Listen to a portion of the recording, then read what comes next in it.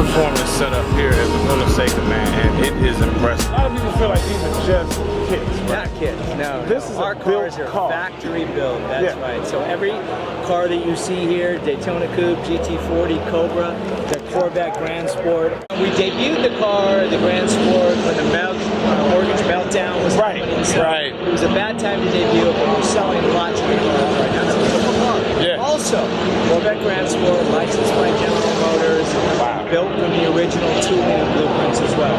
Only 5 Grand Sports ever built. They're all survivors. They're all worth between $5 and $15 million, and we'll build you an exact replica for a fraction of the price. Yeah, $1 million. For $1 million. What do you think it costs me to get into a project like that? You're looking at fully built out with an LT or an LS engine, $175,000. $175,000. Let's go see what As $175,000. opposed to Millions? yeah. Close to millions. Let's go see what that looks like. I want to see what that looks like.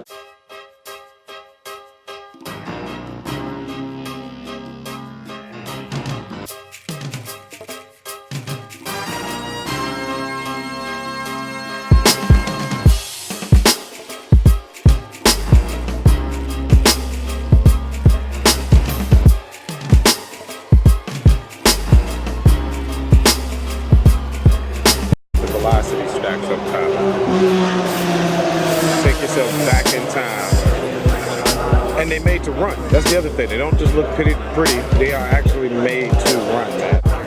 Then you just come up and look at those 4 cars sitting there. It's free as all possible, man. And that livery too is really great, man. With the twin sister right there. Unreal build, man. Look at that. Pay attention to where the exhaust. It looks like a organ or something.